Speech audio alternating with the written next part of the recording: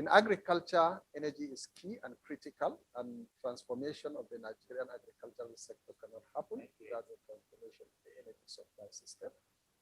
The mainstream energy, either relying on either fossil fuels or from grid electricity sources, we know is still way far away from serving Nigeria's energy needs. We all know the Kainji Dam and many other thermal stations that have been established. For a very long time to come, they will not be able to provide the energy requirement, especially if we take the Niger Delta region, where so many communities live in the swampy coastal areas, in areas that are not connected to the mainland, and in areas where the grid system of energy may take ages to come by. So non-grid electricity sources provide readily available options that can be exploited and which can be easily deployed. And with recent advances in technology, recent innovations that we have seen in the off-grid system of electricity generation, solar energy, green energy, the use of coastal thermal waves in generating energy has provided a lot of opportunities for us energies to drive the transformation of fisheries, crops, and other value along the value chain. And like you said, all along the entire agricultural value chain requires electricity. Thank you, Saleh. So I'll go to Buffy now. I know that your company is into agricultural processing. So can you just tell us first what exactly you do, what exactly your company does, and what your experience has been like working with farmers who do not have access to the on-grid electricity? Okay, thank you. So Zebra Agro Industries, which is the agriculture subsidiary of the Zebra Group, is focused on food processing, i.e. vegetable oil and animal feed. A bulk of our vegetable oil is from oil palm, and the minority of it from soybean. Then animal feed, pelleted fish feed, poultry feed, etc., etc. I would like to the question you asked earlier on when you spoke about what the requirements are for the different tiers of agriculture. So, like oil and gas, maybe a bit different. I think oil and gas has 3 tiers. Agriculture, there's upstream and then there's downstream. Upstream is where you have the primary production. Now, where the bulk of the energy is consumed is in the processing, which is where we are. So the small-scale farm, the smallholder farmers in the rural areas, outside of things like maybe irrigation, where they might need drip irrigation, maybe solar power solutions for that, they don't have that much in terms of energy consumption requirements. What they might need is mechanized agriculture in terms of tractors, et cetera, as opposed to doing it manually. Now, where the processes come in is we buy our inputs from the farmers. And if we're buying raw inputs, say, for example, you're buying raw cassava or raw palm, you carry the bulk of that processing requirements and all the power energy requirements that go with that.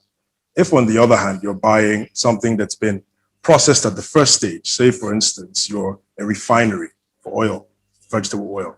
So you're buying the processed oil, which you refine. So in that case, the farmers would need to have the ability to at least go through that first stage of processing. And that's when they require energy. But what we find in the space right now is that the bulk of the smallholder farmers, who are mostly off-grid, just supply raw materials. And then the processors, either small-scale processors in the communities or larger processors in the industrial clusters, now take off and process accordingly. Okay. I mean, just picking up from where you just left off, I'm going to go to Mr. Nnemeka now, because I know he works with farmers, provides cold room storage for them. So, Mr. Nnemeka, can you just tell me from your interaction with farmers, right? I hope Mr. Nnemeka does. Can you just explain to me what you think their needs are? Because, I mean, Buffy has just mentioned that the bulk of the electricity needs is in the downstream sector after the farmers have done their work and they've handed over responsibility to the processors. So from your own experience, what would you say the experience has been like working with these farmers, and what are their needs really? Thank you very much for having me, and I hope you can hear me. I want to crave the indulgence of listeners to turn off my video because the bandwidth is Okay. really, really very So low. while we wait for him to come back, I'm going to go to Olu. Olu, so you provide energy to different parts of India and Africa. So let's go specifically to the Niger Delta area.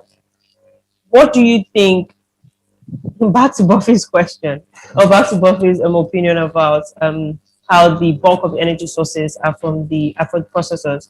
So you work with anyone regardless of whether they're farmers or not, right? What do you think are the needs of farmers in particular and other people in the value chain, from small processors who deal with like drying and just sieving to actual big manufacturers who turn crops to finished goods? I think so. Thank you for that question, Arabi. I think across the value chain, there's a requirement for some level of power. But like Buffy said, processing has the highest power requirement. So I'll go from the guy who needs to farm in places where there might not be enough rainfall or enough water. So he needs some form of irrigation. And we can support that using solar pumps. We can also support processing using, or we also support processing using solar powered, machines or solar energy machines, grinders, millers, and all that. So across the value chain, essentially, there's that need, but processing requires the most. And if you look in Nigeria and the farming, it's been mainly subsistence. Subsistence farming can feed the family. That's about it. Most of the commercial people rural farmers who even attempt to do commercial farming have issues with wastage. Because one, there's an inadequacy of access roads for them to bring out their goods. And then over time, the time it takes for the goods to get from them to the end user, there's that loss or waste about 50%, depending on who you ask. And people like in America, they've been doing fantastic jobs supporting such people with cold storage. Something we would also do, we've not done in Nigeria yet, would be to support such farmers. If there's a need for someone, if there's a fishing community that needs storage, we would go to people like in America and say, hey, there's a fishing community here, they need cold storage. We'll supply the power, you supply the system, and things like that. So there's that power need across board for farming is there. Other than that, we also see the need for power across rural communities, and we know most rural communities are mostly agrarian. So to also support lifestyle changes, right? So you need, people need to get information. How can they get that information? They need to watch TVs. They need to probably listen to news. If there's they could even get on laptops, really, if they can communicate with maybe people across. So what you see is that power can help support opening, rural communities and mostly agrarian communities to a larger, not just market, to the larger world by, vis-a-vis if they process, if farmers are able to process their produce better, they can earn more money, improve their lifestyles, and also get to, maybe open up to the larger world as it were. Thank you for that. So back to Mr. Nnemeka. Olu has just mentioned that the service that you provide sort of links, power that he provides to the farmers who need it. So what has been your experience providing power to, or providing cold chain storage to farmers who need it? And especially in the Niger Delta, what really are the issues? Help us see it. People we that haven't been there, help us see the issues. Yeah, thank you very much for that question, and I hope you can hear me. I wish I'm there sitting down with you. Yeah. It's still the same trajectory that is all over Nigeria. I mean, when you come to the Niger Delta, primary occupation is fishing, artisanal fishing, and most of the communities don't even have Mr. access. Nnemeka, we can't hear you yet, but I think we're working on that.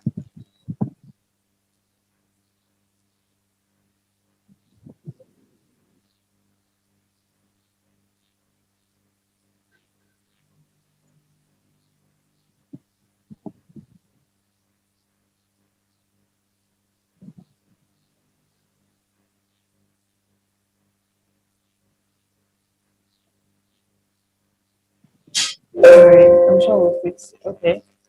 Okay.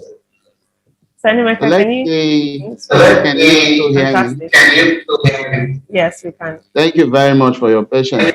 So I was trying to say that, you know, the problem in the Niger Delta is also similar, like we witness all over Nigeria. You know, access to energy for post-harvest, right after harvest is very critical. When you look at the primary occupation in the Niger Delta is actually artisanal fish keeping and aquaculture in some areas, and there is an urgent need to actually store and preserve fish as quickly as possible to avoid spoilage. You know, so companies like the one we run, Cold Hubs, builds out solar-powered working cold rooms at all the fish landing sites, in outdoor food markets, in farm clusters, and also in horticultural produce aggregation centers. And aside these solar-powered working cold rooms, we also provide solar-powered ice block making facilities that can actually provide them up to 1,000 kilograms of ice block every day. You know, ice block is really essential in post-harvest management of fish, especially for the women retailers, you know, who actually take the fish coming from the fishermen to the market to sell, you know. Energy is critical within the agricultural space. You know, a little bit is needed around production to support irrigation. But just like colleagues there have, other panelists have mentioned, a lot of that energy is needed right after harvest, you know, for storage, for processing, to support packaging too, you know, in some areas, you know. And this is something that we really do not have enough in Nigeria. So what we're doing is trying to provide cold storage at key points along the food supply chain to make sure that food spoilage is really reduced at its barest minimum. Yeah. All right. Thank you, Nemeka. So back to you, Mr. Saleh. You had mentioned earlier that the dams and the different on-grid electricity solutions that Nigeria is providing today is not enough to meet our needs as a country. So can renewable energy on its own fill in the gap that exists? Or do we still need to mix it with what we already have, with expanding the already existing electricity or energy sources? Yeah. Okay, thank you very much. I think I will pick it up from just the last discourse. Yes, like we all agreed, we have a common consensus that the entire agricultural value chain is in need of electricity. However, the level of need and the type of need varies significantly along the value chain. At the upstream, that's at the production level, I think contrary to what Kofi earlier mentioned, I think the smallholder producers, the farmers, require off-grid electricity support far more than the downstream, who are the processors. The smallholder producers are usually people of lower incomes. The level of profitability of their activities is generally very low, and they do not have capacity, you know, to buy or to pay for high-cost electricity like processors. So on the downstream, they have higher level of resources, they make higher level of profits, and they have more professionalism, and possibly they are in the either urban or suburban areas. So the rural communities require much more investments, and they require much more attention in the provision of off-grid electricity support, and which I think is the subject matter of this discourse. So for me, I think the highest concentration of effort should be geared towards providing smallholder producers. The fisher products, for example, why do they get very low prices for their products? The reason is because they immediately have to sell off immediately after the catch, because they do not have any storage facilities. Therefore, they are being exploited by those in the midstream. And so you find the middlemen and the traders making most of the bulk profits. For others that are engaged in production of certain types of crops as well, the fact that many agricultural crops are perishables and the availability of energy for drying crops and for storage is also grossly inadequate. It means that our rural smallholder producers have to sell off at whatever price that is offered at the midstream. And therefore, I think higher priority is required at that. Again, the capacity and skills of our smallholder farmers is very low. And we need to build these skills. And building these skills require a lot of extension services, requires a lot of education, where off-grid energy sources will aid in the delivery of these essential services. There are many e-tools of extension. We cannot deliver these extension services to communities that do not have access to electricity supply.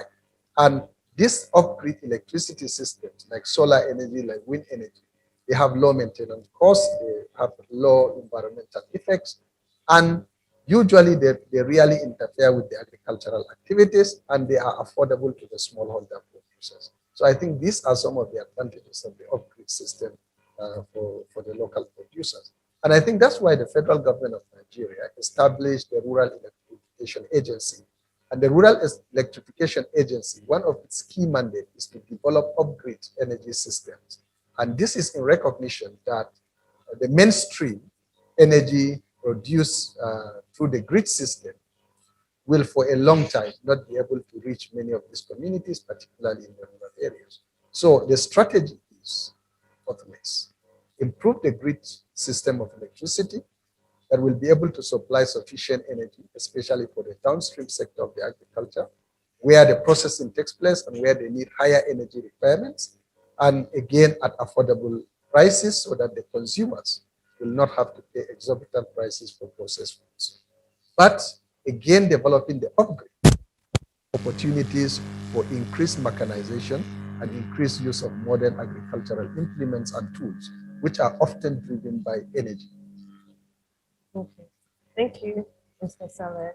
I'm happy you kept hammering on the fact that for the downstream, they can afford it, while for the upstream, they don't have that much money to even begin with. So I'm coming back to you, Olu. You provide this these energy solutions, right? And you're a business. At the end of the day, you want to be able to survive beyond 1 year of business. So how do you manage to provide affordable energy to people in rural areas and farmers who need them, but still manage to make a profit or, you know, survive the year? So thank you for this. Horsepower systems, like anybody who knows us, has done this for over a decade in Bihar and Uttar Pradesh in India, and now Tanzania, Nigeria, and Africa. Over time, we've kept iterating our processes and have understood that people do not just need power. So we take a holistic approach when we go to any community, anybody, any client that needs power. We do not just give you power and walk away, or we do not just sell electrons. We do more than that. It's about going deeper. If you look across the mini-grid value chain, there are two very, very, very critical processes: community engagement and stakeholder engagement. If you do not understand the customer, if you do not understand what the needs truly are, you cannot proffer very great solutions. You just give them power and walk away. So the guy you're giving power, what does he really want to give power? You need to understand that.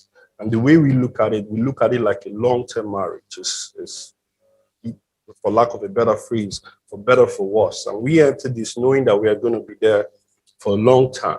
Like in places we've been over 100 sites in India now, also in Nigeria. So we have that approach where we essentially come into the customer, look at them like, for Nigeria, for the Nigerian situation. Most of these off-grid customers have never had power except by way of the fossil fuel generators. And now you're providing reliable power, which they can see and use whenever they want. This is no more a case of doing biofuel or even doing operation and maintenance by themselves of the generator. So you have to now guide them. They are more or less like children, who are new to something, and you have to take them, hold them, and guide them. And the way we look at it, there's a lot of customer wants, as it were, but we go as far as trying to understand what is the ideal customer need, and then how can we meet that? And by doing so, creating a sustainable ecosystem. So, for example, if the farmer or the fisherman needs storage, we'll go ahead to work with him to provide that storage. And then by so doing, he uses the power, he gets more incomes, and then he sees more benefits from the relationship, helping customer retention, and then he keeps coming back to us. And for us, it's more income. For the customer, it's also more income and more benefits. And he grows as we grow. So it's not we don't see ourselves as a power company. We see ourselves more or less as a rural utility company, going to communities where there's no power, working with them and understanding what the needs are in terms of power and what they want to use the power for, and then bridging that gap, meeting them anywhere we can, and bringing strategic partners along with us. I mentioned code hubs, such strategic partners alongside us to meet the partner, to meet the customers at their needs in terms of what they now do with the power. So that's a very simple way of how we've been able to, stay long in this business and, be able to provide affordable power, because you also need to understand that there's the ability to pay. You need to help the customer understand that and create it. And if you just think, if you as a company just think, I'll give them power, I meter them and go away and they will keep paying. No, they need to understand, why am I getting this power? What do I need to use it for? How can I even use it? How can I make the income to be able to pay for the power? And that system, is more or less a cycle, and it keeps going round and round and keeps, more income for us, more benefits for the customer, and then everybody's happy with it. So you don't just provide power, you basically help the users to maximize the use so that they can keep paying. Essentially, so if, for instance, you go to a community and Mr. A has had in mind, if I had power, I'll open a drink shop, right? How can we support him to be able to open that shop? So he's probably has maybe a room somewhere from an inheritance, and he owns a building, but he doesn't have what to put in there. He needs a refrigerator, he needs to buy drinks, he needs to buy a lot of things. How can we support him other than just giving him power? Because if you give him power and he doesn't have a refrigerator, he doesn't have the drinks, he doesn't set up the shop, the power to him is useless. Right. So that in my head, I feel like you work with so many other key players apart from these people. And I feel like we're going to have to come back to that, the different opportunities that exist because you're in a community. But then I want to go to Buffy for a second. And so we've mentioned a few things that farmers use crops for, or use power for rather. And you do a bit of work with oil palm. So at the moment, do you think farmers are doing the most that they can at the level that they are? Let me explain. So for instance, apart from bringing down the oil palm from the tree, right, is there some pre-processing activity that should happen that they're not currently doing, or they're doing in an inefficient way? For instance, for some communities, they try to extract palm oil from the seeds, and it requires a very burdensome, uncomfortable process of heating up a big metal bowl or something and stirring, and I don't even want to imagine what kind of process goes into that. And sometimes stomping with their feet. So with honestly the kind of energy that those people actually use to do that. So is there some pre-processing activity that would make your own processing easier and more efficient that they're not doing, or they're doing inefficiently across different crops? Yes, definitely. I think one of the main issues that processors face is speed. The speed in getting your input requirements. So if, for instance, the palm farmers were able to have crushers, right? Well, not crushers, crackers, to help them crack the seeds to get the actual kernel quickly enough, then they can supply us faster. So energy goes in there, definitely. And then if you're producing red oil, the ability to extract that, or if you're processing red oil, the ability to extract that oil, if you're a mid-scale or low-scale processor, from the farmers is also very key, because then you get that core crude red oil requirement you need for your refining faster, definitely. But when we talk about the energy and how agriculture, the marriage between the two of them, it's interesting because for agriculture or for food processors, the core requirement is consistency of energy, right? And affordability. And then for the energy providers, it's predictability, for you to be able to predict, to know, okay, I'm putting this money in here to set up these solutions.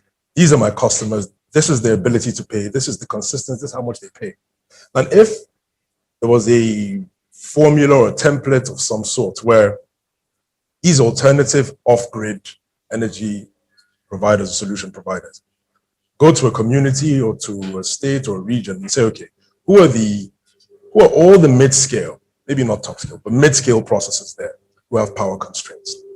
And most of the time, those processors work with the local communities, right? So if you are processing a commodity that needs to be dried first, you provide the dryers for the farming community. If you're processing oil palm, you provide the crackers so that they can meet they can supply your input requirements. So if a power provider came and said, okay, company A, B, C, D, E, what's your consumption?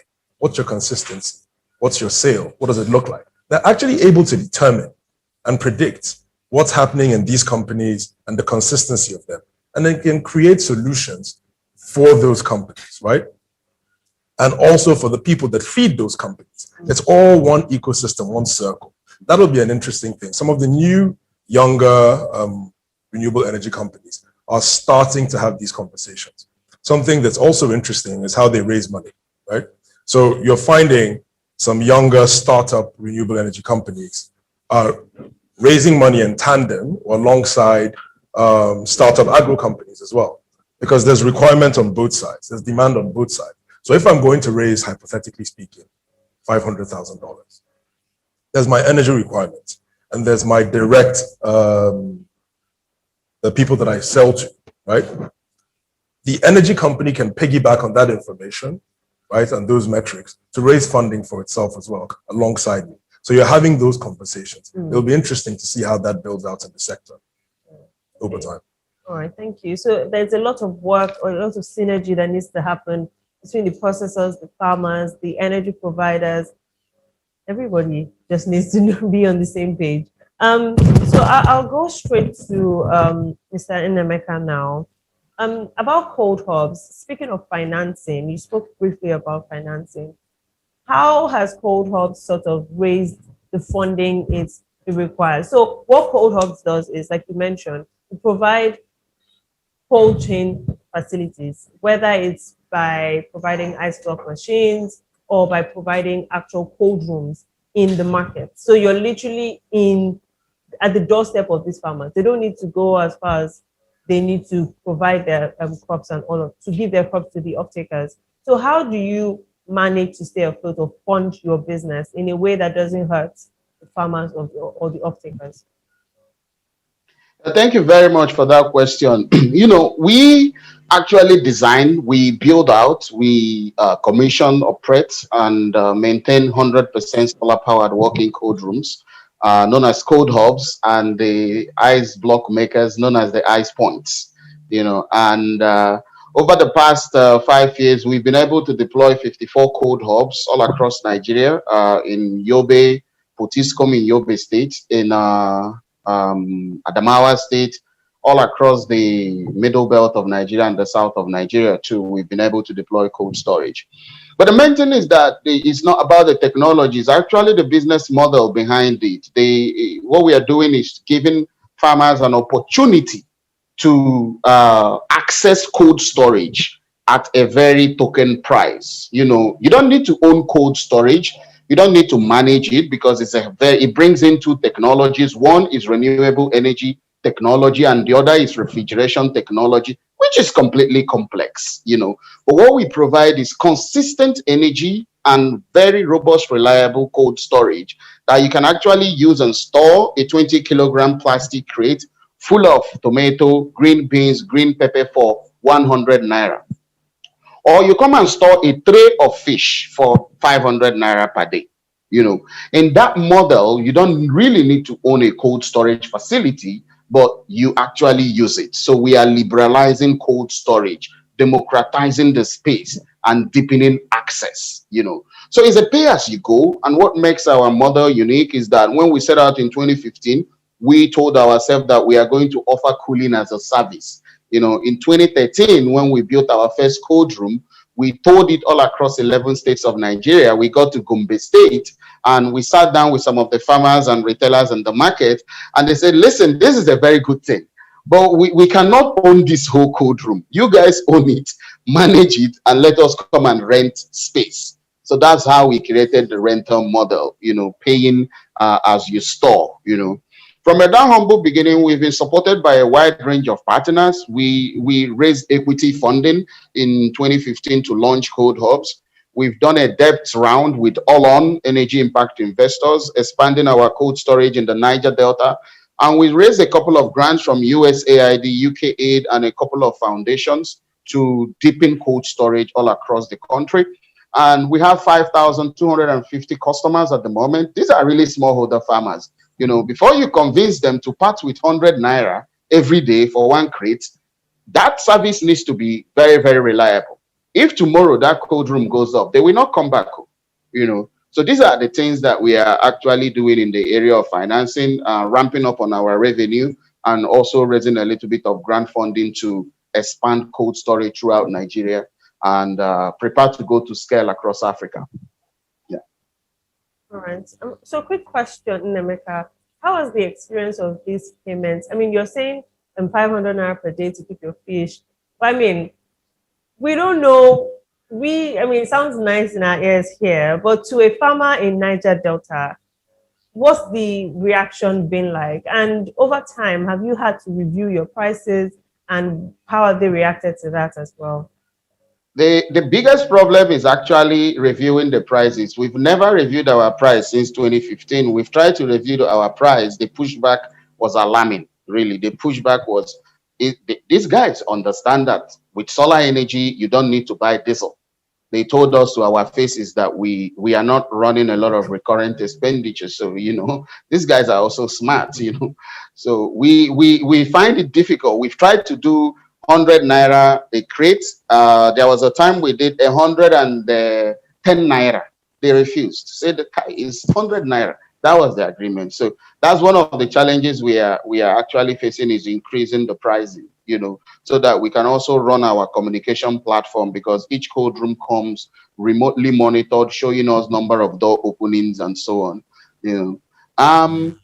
To also answer your question, for a Niger Delta fisherman, if you have, we sell ice blocks. The thing is that for you to go to sea to actually get fish, you need ice block. These are tools for fishing, because these guys sometimes spend 24 hours, at times 36 hours fishing in the high sea. There are some times we go to meet our customers and they tell us that they are coming back from the Gulf of Guinea. Some of them actually paddle all the way to Cameroon, all the way to Gabon and back, from that area, So they need a lot of ice to bring fish back. Now, when you bring fish back, you are in a race. You are really in a race. If you keep that fish a little bit longer, without storage, that fish spoils. So you go to the Niger Delta and you see a lot of women drying fish. The dry fish sells less than the fresh fish. So you still have consumers coming from Port Harcourt, from Lagos, from Benin, all the way from Abuja, coming down to the Niger Delta requesting for fresh fish. And these consumers are actually also buying a lot of ice to actually transport the fish all the way back, because the norm of refrigerated transportation is not really, it has not caught up with Nigeria a lot, So what we are providing is a service to reduce spoilage and increase income, All right, thank you for that. So Mr. Saleh, I feel like you have answers to give us here, because Mr. Nemeka has just given us an overview. Literally, I feel like I'm on sea with the person going to go from Guinea and back, and I cannot even imagine the stress and pressure the person must be on to try and make it back home in good time to save the fish. So what solutions would you say that the federal government is providing and can provide for agro-processing, especially in the Niger Delta? So I want us to look at it from different angles.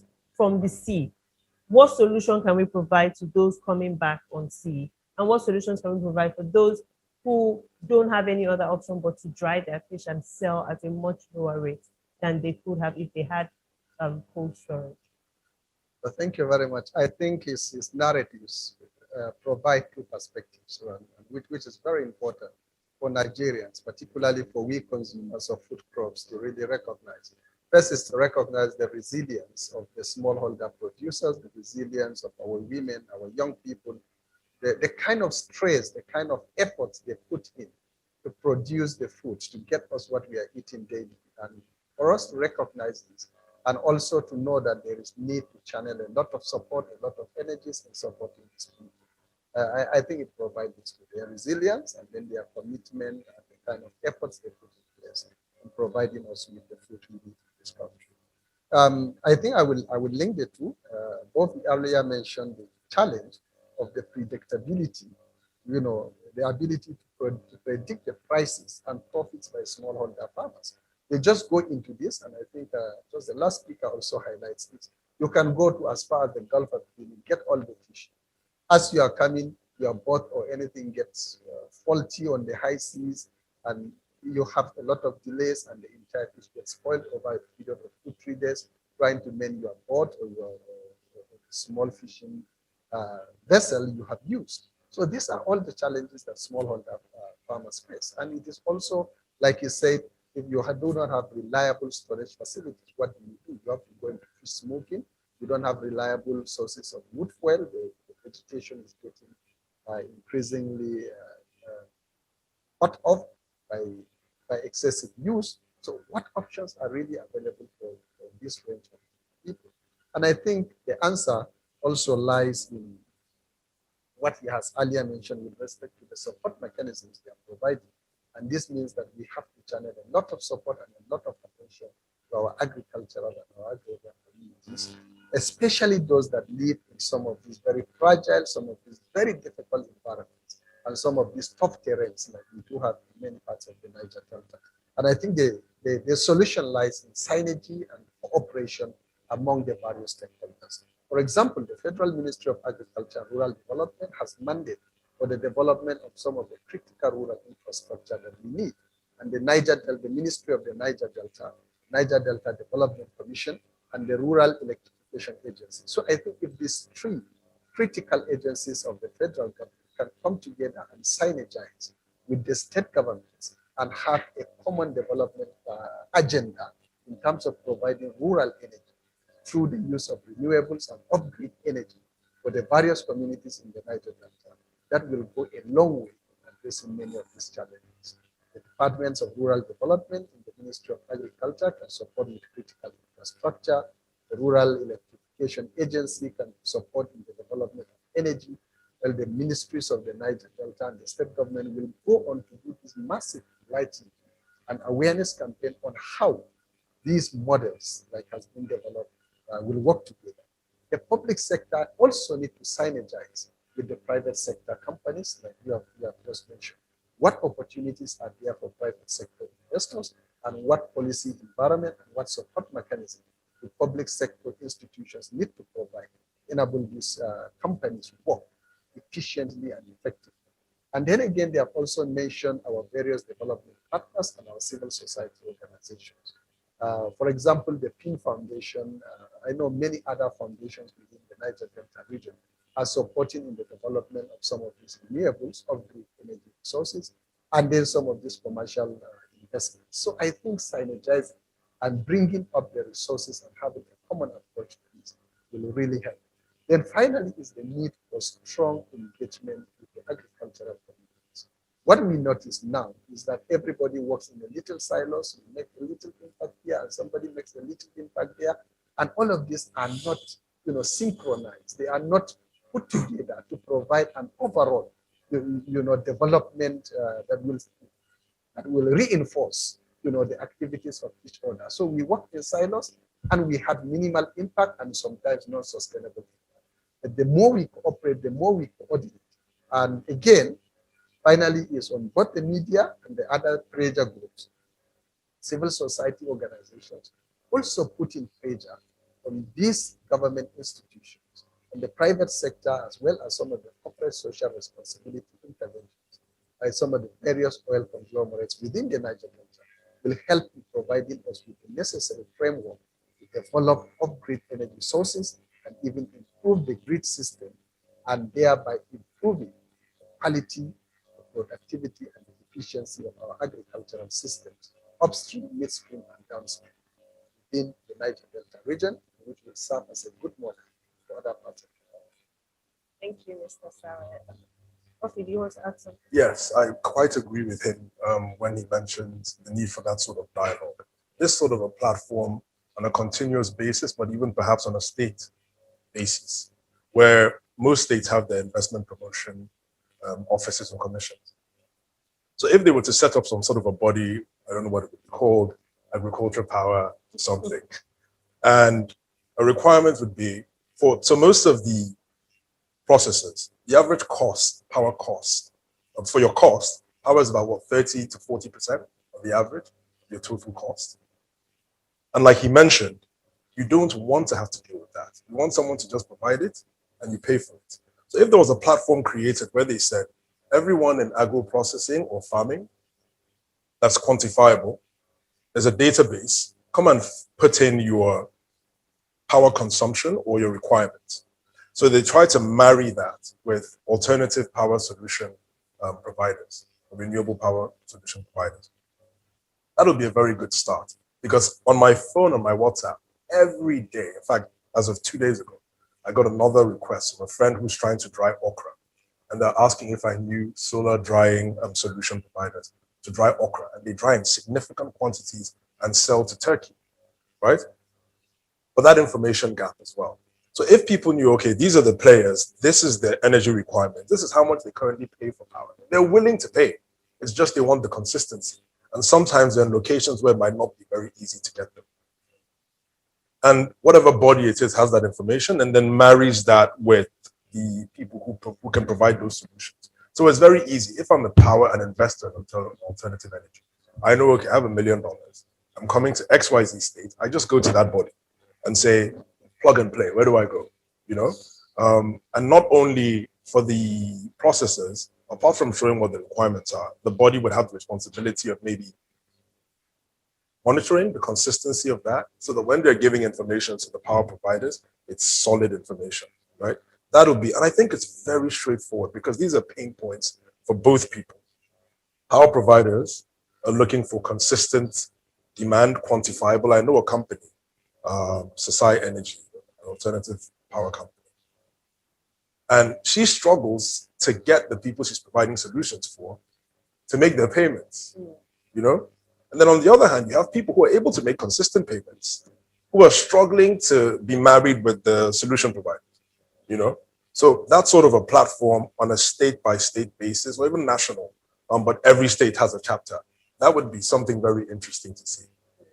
Nice. I'm glad that we can set a model for others to follow. Thank you for everyone that's joining us. And once again, this is the Renewable Energy Dialogue.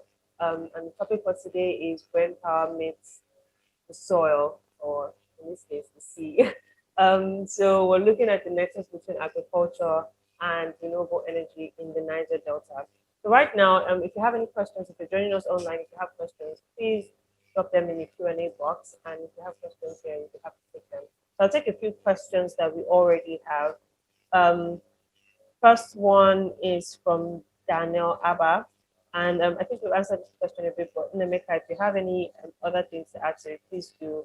How were you able to solve the challenge of affordability to smallholder farmers within your network in the Niger Delta? Yeah, well, we're able to create affordability by actually owning and managing the cold rooms first.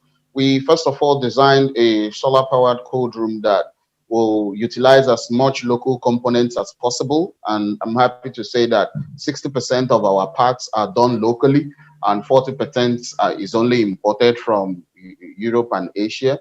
So the first step was really to design a robust infrastructure that has a lot of local components with only a small fraction of imported parts, you know.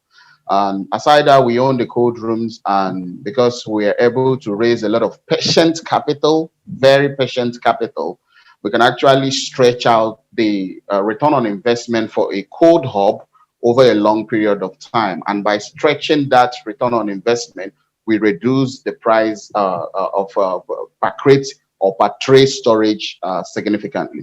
Yes.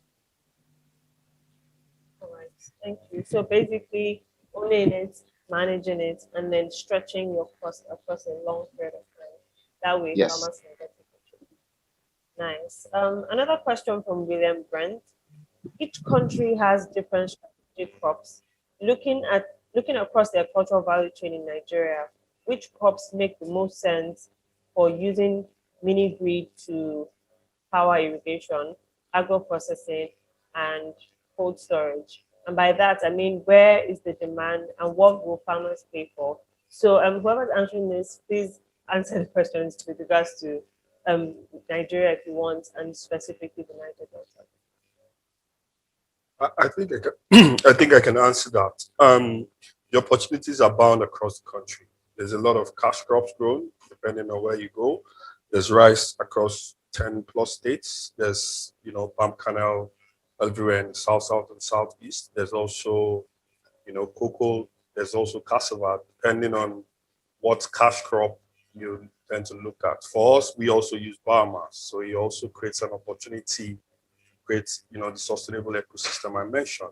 So for instance, if I see a location where there are lots of rice farmers, I'm going to go there because I now have the ability to also become their customer, from getting their rice husk to power as feedstock for my biomass gasifier, and then also providing power for them. So you see there's a chain here now, and then I'm creating value. So ordinarily, what we've seen for rice husk is that 10 to 15% is used as manure, and then the rest is wasted. So if I go to such areas, or if we go to such areas, then we become a very, very great, off-taker, and then they become an off-taker of our power, creating a sustainable chain. Same thing with areas like Cross River and maybe even Ebonyi State in the southeast, and Delta State and Akwa Ibom, which are very thick with palm oil production. So if I go there and do the same thing and create a chain where palm oil kernels now, or palm oil chaff now become a source of biomass feedstock for my power production, and then they become an offtake as well. So it's just balancing what it is, and essentially that chain can be replicated across various states. It's not just the Niger Delta. The Niger Delta has a very, very unique opportunity, being that it's not just farming now, it's also fishing. It's not everywhere in Nigeria that has that. So you can be able to juggle both. You can provide storage, you can also provide power for processing, and you can also then become an off-taker of some of waste from agricultural produce power. Just to ask a follow-up question, you had mentioned that the cash crops.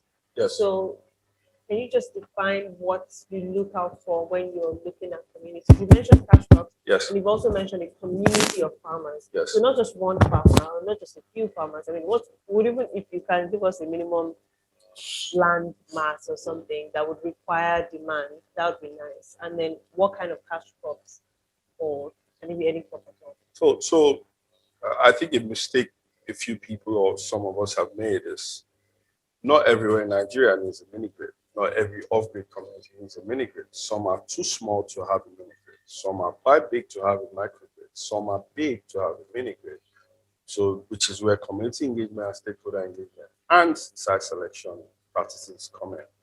That being said, what we've seen in terms of cash crops are, I've mentioned cocoa, I've mentioned rice, I've mentioned cassava, and even palm oil. So in choosing a community where we go to, or in classifying a community as viable for business, we have to see a certain number of cost of farmers as a percentage of the total number of households. So say between at least 10% of the possible connections on there have to be farmers or productive users who you can connect with and help grow their businesses, as it were, because then they kind of help to de-risk the households. If you think of it, in agrarian society, in agrarian communities, power use is mostly at night. You just come home at probably 6 p.m. and go to bed at 8 p.m. So they only use your power for 2 hours. So how much can you get for them? So you need to balance that with people who can use the power during the daytime and pay you for you to supply power to the household. So creating that balance and understanding those communities is key. That is why community engagement remains very key, because we need to essentially understand the communities down to the customer and down to even the newborn babies, because the way we say it is in 10, 15 years time, that newborn baby becomes your customer. Okay. I'm glad that you mentioned that it's not just the size of the community that matters. I mean, going to a big community doesn't necessarily mean you get the right customers. No, it doesn't. Knowing what the community needs, what Exactly. they do, and how they use power is then what determines what demand is like. Yeah. All right, thank you for that. We have a question from Uma Oyeka. On the supply and demand side, what are the main pain points around getting green energy and agriculture nexus? And what immediate opportunities are we seeing to strengthen the nexus? So whoever answers this question, I would like you to actually focus on, in the Niger Delta, if I go into Delta State or Edo State or Cross River today, what can I provide immediately that would meet the needs of farmers? I can take it as well. I mean, we can provide not just power, but what they need the power for. So in Cross River State, for example, the role of palm oil production, right? There's also cocoa processing. So how can you help them be more efficient in processing this agricultural produce? Can you support them to get more efficient machines? Do you support them to, maybe create a small access market, access to market, kind of do some level of business development for that, and things like that. Because for us, remember, we're a business, and anything that helps a customer grow. Those are a few things, other than the machines, because they obviously use semi-manual or manual machines for palm oil machines, and the process that had earlier been described. So getting them to be, more automated in their processing and becoming more efficient, producing more, processing more, are things that can help support, some of these farmers. If I can also add to that, for us in the public sector, we look just also beyond just the market, beyond what they would use the energy. We look at the opportunities, we look at the needs of the people and the needs of the communities. And I think that's part of the key mandate of the rural electrification agency, because we want to improve people's livelihood, we want to improve social well-being, we want to create new opportunities, and we want people wherever they are to have access to energy. Because access to energy opens up opportunities for learning, it opens up opportunities for innovation, and it opens up opportunities for investment. So beyond this, we also look at those social benefits that such electrification can also add to. And these are part of the main concerns that the governments and other public institutions look at in the development of critical infrastructure, whether rural infrastructure or rural energy needs. I assume that the aim of that question was for the person to figure out where immediate investment could go into easily. I think it's in drying. So a lot of the people who produce these perishable commodities, okra, peppers, and things of that nature, they're forced to sell very quickly, as has been mentioned here. Middlemen come and buy to the cheaper price, and the middlemen really control the market in that regard. Some of these drying machines are very cheap, right? $2,000, $1,000 something, all the way up to $20 something thousand. So depending on how much capital you have to play with. The farmers at the moment, I wish I could share images on my phone, but the farmers at the moment dry these things manually, right? Yeah. First of all, it's not safe. It takes a very long time. It's very tedious. So if someone provided these solar drying options, which exist, people would pay to use that service because it helps them do it very quickly, batch by batch. And that's something that some people, off-takers, the middlemen, have actually gone into providing that. But if someone was trying to invest in something and you had $10,000 to play around with, you get your money's worth very quickly. For drying. Yeah, of course, very, very quickly. So just to add to that, I feel like I'm a writer, so I like things being very visual. Yeah. So you said what they do now takes time. Yeah. What do they do now? And how long does it take compared to solar dryers? So for okra, I keep using okra because I've mentioned that already. They would spread it on a large expanse of land, and they'd have to leave it out there for a couple of days, depending on what the sun is like in that period. And this can only happen when it's really hot in the dry season. Other than that, the sun might be out, but the humidity is very high. So the okra might be dry, but the moisture content, and it gets rejected. But with the solar drying, regardless of what time of year, of the season, it's consistent. Yeah. Time consumption, I mean, something you do in a few hours with a drying machine. If you're putting it outside, you're talking about days now, right? So Sanitation. exactly. Sanitation. Okay, and I'm glad that you mentioned rainy season vessels, because I mean it's one thing for it to be raining in Nigeria, it's another thing for it to be raining in the Niger Delta. It's particularly humid. Floody. It's particularly humid. It's it gets flooded very easily, and that's because of how close they are to water. So I'll leave open up the floor to anyone who has questions in the room. Anybody? Okay. Hey guys. Hey guys, nice to meet you all. Thanks so much for your time. Really appreciate it. Really great to hear everything that you guys are mentioning between the intersection of all the production appliances, cold hubs to equipment and the collaboration that you mentioned, takeover as well. So in the food supply chain, it sounds like there's a big gap between the inconsistency of sales of the actual products from the smallholder farmers, parts, storage, and things like that. So what kind of support, I guess, is needed for those providers? One of the things is actually enable that kind of live sales or some sort of platform that you mentioned, like how is that connected in your eyes? So I imagine that it would have to be greatly private sector led as well, because the off-takers of the power are private sector, and the people who provide the solutions are also private sector. So I imagine it would have to be private sector led. So there'd have to be some sort of a private sector think tank or a body to host these conversations in a way that's efficient, and determine what the pain points are and the solutions to them. We can have a conversation after this about something that some people are doing with that in that regard. There's a platform being created called EAT, Entrepreneurs for Agricultural Transformation. I'm a founding member of that, and it is to host and to have these sort of conversations.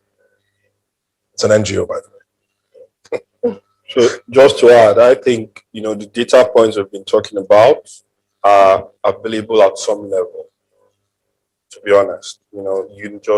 It depends on which state you go to. Some states and some local governments have some of this data at some level. And what you can do with it now depends how you mine it and how you analyze what you can get.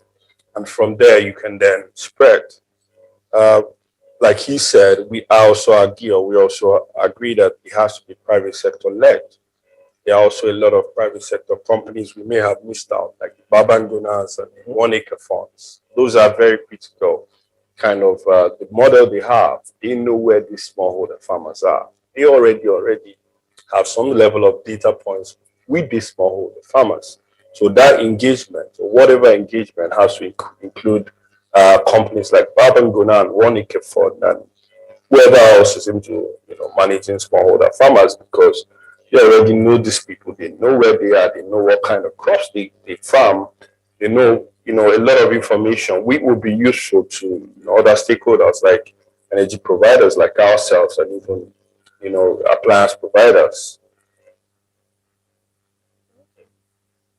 Thank you. So indeed, there's a lot of room for people to meet each other and understand that and engage with the communities, especially.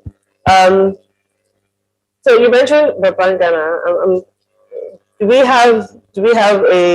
Does Babangana work in Niger Delta, or do we have a similar organization also doing the work that they do? I am not quite sure. They say similar, I don't think so. I only know 1 acre fund and Babangana mostly in the north. I think PIN is something closer to that, but there's not a lot of smallholder farmer engagement. And the reasons for that could vary, right? Farming in the south is also different from farming in the north, and the tools And a lot of things, may have necessitated that, but there's the opportunity to obviously also, create a smallholder farmer group in different areas, Cross River, Abia, Imo, and the likes of that.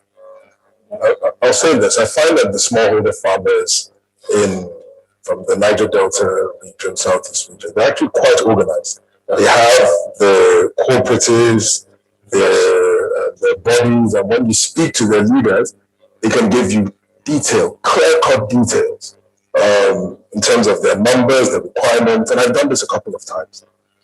So the gap really is funding for them. What they find is people come to the communities, the impact-oriented people who come to talk about empowerment. It's a lot of rhetoric and talk about training. And after all of that conversation about training, in fact, as far as sending them outside the country to get training, they come back to the same poverty. Yeah. So there's that gap, and how do you bridge that gap where they actually now get capital? So I guess that's where that ecosystem comes in. Because when everybody's connected and those dots are connected, then the capital goes right in the middle of that to serve, the broader body. So I think those are the sort of conversations that need to be had. But the data, it actually exists with those organizations and cooperatives, and associations. Okay.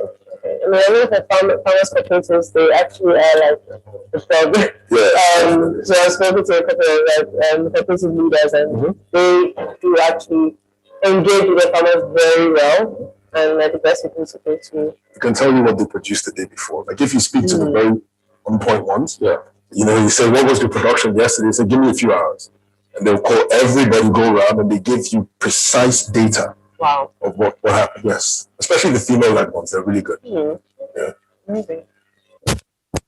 You had mentioned about access to finance and capital. Most of you already have your own defined ways of accessing capital and finance. One of the biggest constraints for the consumer now is what models of consumer financing best works for them, and for the business person, how can I get the best financing, whether it's commercial bank, development partners, venture capitalists, whatever it is, to provide competitive and affordable financing that works for this customer clients that are most likely not bankable. They're informal. They don't have they're not bankable or banked at the moment. So, what models or options do you have to meet or to mitigate these challenges or issues? Okay, so can Rebecca answer that first, and then everyone else, because I know he works directly with the farmers. So we can start with Rebecca. So I didn't get the question correctly. The line was breaking in and out. I don't know whether you can summarize it for me, Michelle. Okay, so the question was, most of the customers or the clients that you work with are in the informal sector. So you don't have product documentation for them, and I assume too they are not they don't have banks, right?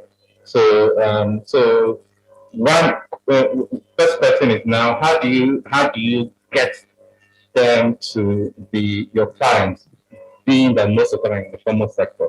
Now, with regards to access to financing, you're dealing with a situation where access to financing is expensive, right? And especially working with community levels where it is hard to track their bankability.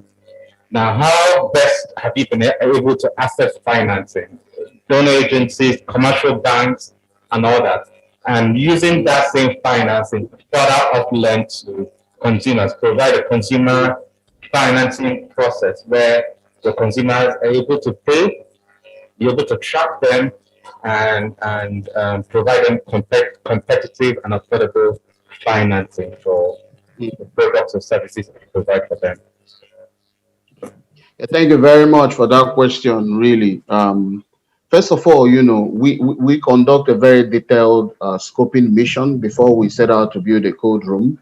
Part of that scoping mission is to understand the availability of produce that will be stored, seasonality, willingness to pay, and observing over a period of time, about 7 days, looking at loading and offloading of food within a cluster, the arrival time of food, when the trucks are coming in, where the trucks are headed to.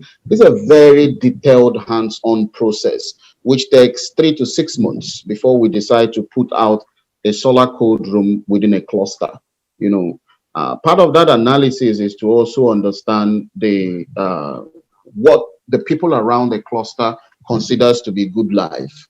Do they consider good life to be owning a television, having a car, a motorcycle, everything, just to understand the demographics and whether we should actually put a cold room there.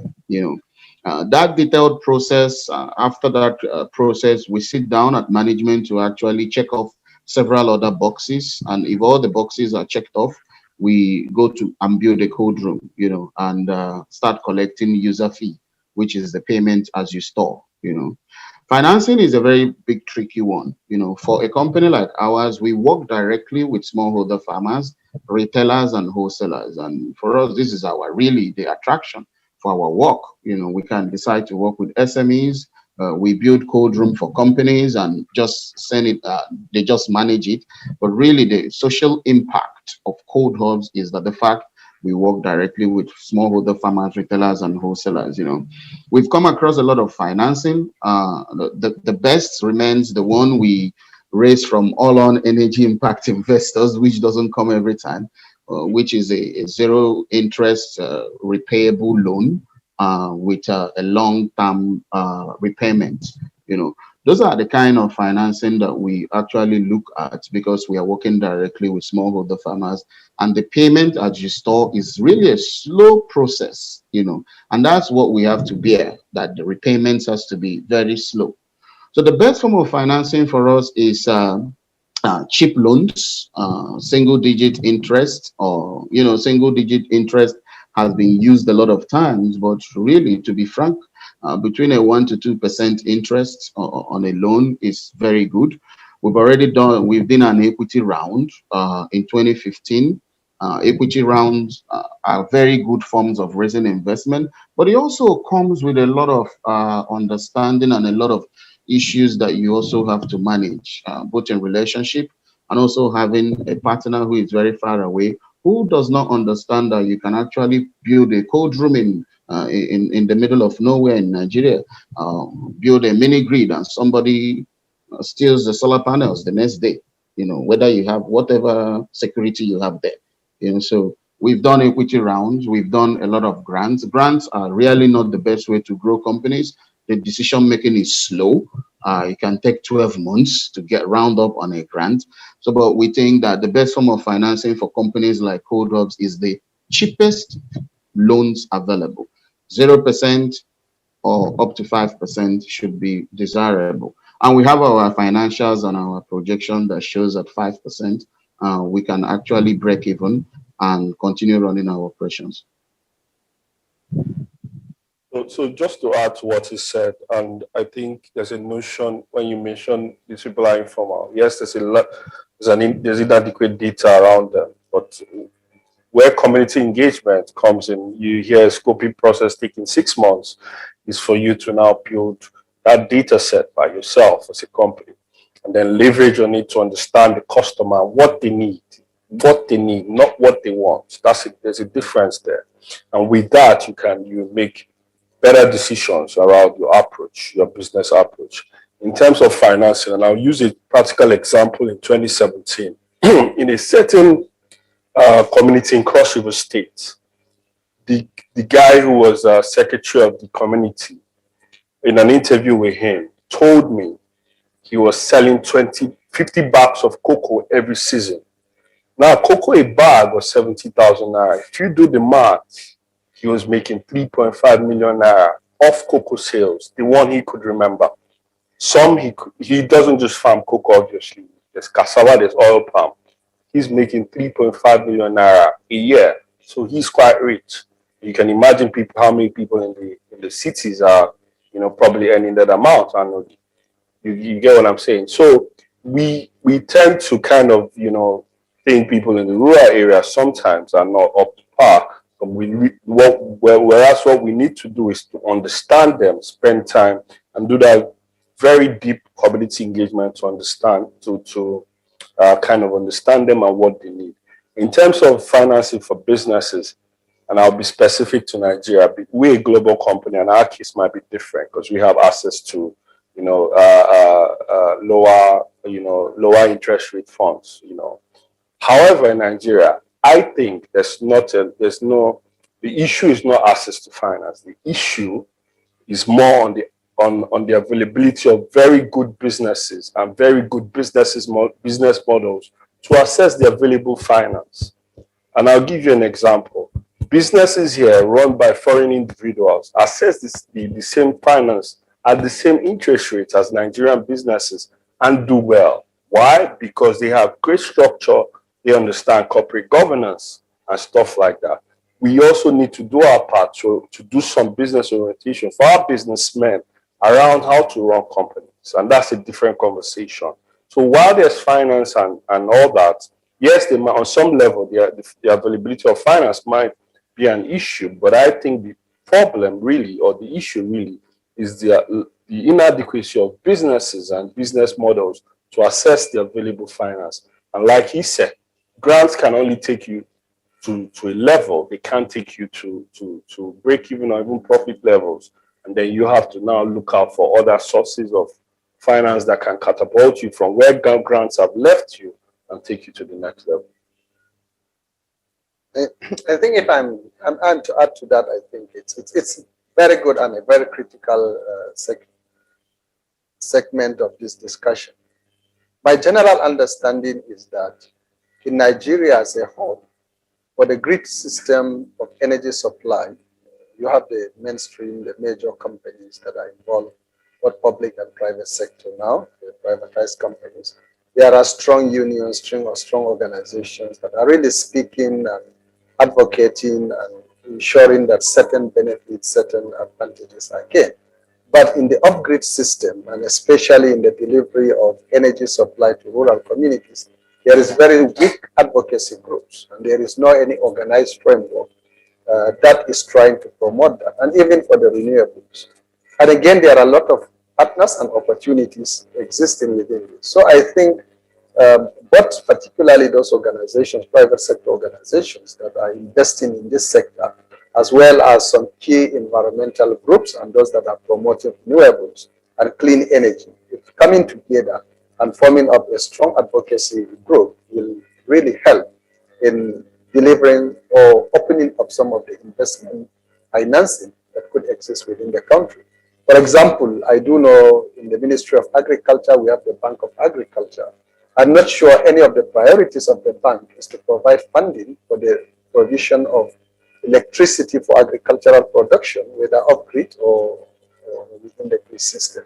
I don't think that's quite a priority, but from the discourse and looking at the energy needs within the agricultural sector, it ought to have been one of the priorities of the Bank of Agriculture. And then we also have the Bank of Industry, which provides money for investors to set up at very affordable, reasonable interest rates. And I'm not sure there is a lot of companies that are exploiting these opportunities in the Bank of Industry. And I think having some of this strong advocacy will help a lot. I again know that there are other waivers and other opportunities. For example, many of the solar panels, many of the renewable energies, apart from the international opportunities in terms of financing, there are also a lot of waivers in terms of tax waivers, in terms of import duty waivers that exist within Nigeria, and which creates more favorable environment for private investors to benefit and then to promote this within the country. And then finally, again, I think there is very limited research in this area. And I think prompting up a lot of research, particularly as earlier mentioned about the technology. The technology is there, but how can we adapt the technology to the Nigerian context? And how can we develop those devices, for example, just the last speaker mentioned about, for example, vandalization. What sort of new innovations can we put in place? And how can we adapt this to some of the challenges within the country? So really looking at the research component also to develop, adapt some of this technology to our Nigerian needs is very critical. And I think having some of the strong advocacy groups, advocacy teams in this aspect of our agricultural investment needs will be very critical in advancing the sector. Thank you so much, Mr. Saleh. So synergy, advocacy within the private sector, and also ensuring that we have research, we promote research to get more people to get involved with the sector. So I have a question from Brian Udo, and he's asking about drying technologies. So are these drying technologies available, powered by sustainable energy sources and modular enough to be used by smallholder farmers to balance the dynamic within the food system in Nigeria? And I'm guessing he's asking that because you mentioned a dryer for $1,000. Yeah, so they're solar powered portable dryers. Okay. They're very easy to move around. I mean, you can go all the way up to the 20-something thousand ones, which are bigger. A simple Google search will show you a series of options. So can smallholder farmers afford it? Some smallholder farmers can, depending on the farmer. $1,000 is about 500,000 naira now. So some farmers can afford it. And even if they can't, as a body. So I know a group of farmers in Enugu State that are working as a body to buy some for themselves. So their own association are coming together to put up, I think it was $15,000 or so, to procure a drying for pepper. I think, again, there has been a lot of innovations within the country, a lot of equipment. I think he has earlier mentioned it. A lot of local manufacturers have fabricated many of these dryers, have fabricated a lot of simple machinery. For example, I've seen some very simple fish dryers for smoking fish, and they're exporting even some of these because the sanitation is very good, the temperature regulation is very good, and overall, at the end of the day, you are able to produce quality products that will meet international standards. So I think the opportunities are there, is the awareness creation, and I think once we create the awareness, we open up the private sector and publicity and linkages with our own communities, and also involving the local governments, I think, which have been lagging behind in many of these, and our agricultural extension services, which we are working very hard to revitalize and make it very functional, will all help in connecting the business, the manufacturers, and the local smallholder producers. All right. Thank you so much, Mr. Saleh. We're already out of time, but I'll just take in a few more questions, just squeeze them in. Someone is asking what are likely of Elijah Olubio is asking what are likely operational risks and how they can be managed to ensure business sustainability. And I'm sure he's asking about providing off-grid electricity or energy to farmers in the Niger Delta. What risks would someone face, and how can they prevent or mitigate them? Typical business risk in Nigeria, plus security, plus the fact that socioeconomic behavior drives what we do. If you do not understand that, you have missed the point from the get-go. Which is why we have kept on saying community engagement remains key. He's mentioned a scoping process for over 6 months. If you miss it there, you've missed it, because this is a consumer-driven business. And if you do not understand the consumer, what drives him, what is dear to him, and what is critical for his, what lifestyles, like he's mentioned, what lifestyles does he or she want to have, you've missed the point. And typical business risk, like he mentioned, the finance option, which I'd say is not much of a challenge if you have the right business model. There's also security. Obviously, we know what it is across the country, and the fact that a lot of these places are remote. There's also lack of inadequacy of the right infrastructure, road access roads. Sometimes we've had to, do makeshift, sort of construction to get components through to communities, and things like that. There's also, I also think regulatory bodies need to do a bit more. They're doing quite well now, The mini-grid regulations of 2016 is one of the best across the world, depending on who you ask. But a lot more still needs to be done. We can only get better. All in all, basic challenges that, you know, a typical business will face in Nigeria, plus, you know, some that are specific to our kind of business. Nice. Just to add to that, one of the risks, particularly for some investors, is the quality of products. There are, you know, the regulatory agencies, and sometimes a lot of fake and substandard products. It's quite a very strong risk, and we have seen many communities, particularly in the delivery of government contracts, have suffered a lot of this in terms of quality and maintenance. But again, the strong mitigating, apart from the risks, I would just want to talk, getting communities to effectively participate is a very good mitigation against many of these risks. Getting youth and young people and training them and giving them the capacity to participate and work in some of this is a very strong mitigation against some of this. And then again, working and making linkages with the local institutions is also very helpful in mitigating some of these risks. And just to add to what he said, we see for us, you know, if we have 3 people directly employed by horsepower, we want to see 10 people employed by us in the community, and that creates a very great model. So interaction is, you know, you create a sense of ownership. If you've been around, you know, Nigeria in the last 10, 20 years and seen issues with the oil companies, a lot has been learned from how they initially engage with communities, and we've done what we have to do to get better at, you know, how we engage with these guys. They need to see and feel like they own these things, like they are, you know, you're not just going there to sell power and get money back. You have to also be able to give back in some way. And, you know, sometimes CSR is not the best way. People need to be seen to, you know, be earning an income from working for you or working with you. And then they can also protect, this feels like theirs, and they can also, you know, play a part in managing and maintaining it. 110%. I like it. Community engagement isn't just about finding out what the size of the market is, but also trying to, don't be a stranger, basically. Make it their own and they'll protect it like it's theirs.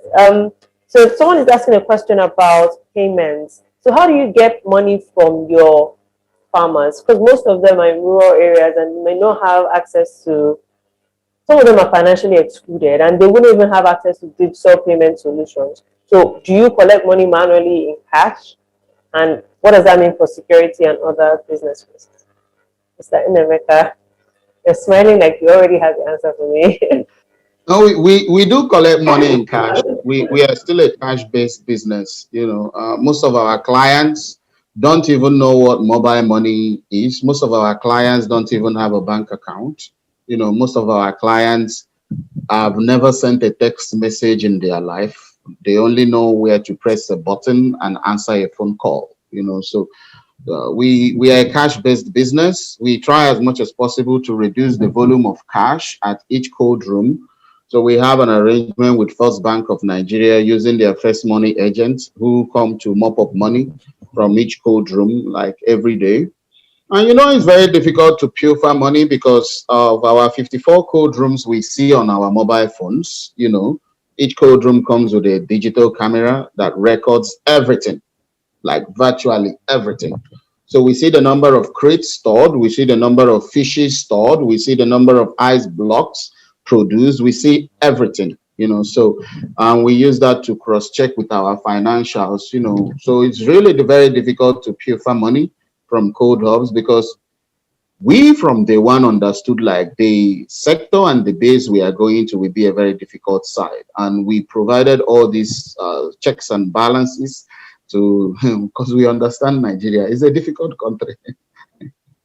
I mean, in our case, we provide metering from the onset, so you pay as you go, and with that, it helps you ensure the customer doesn't pay, doesn't have power.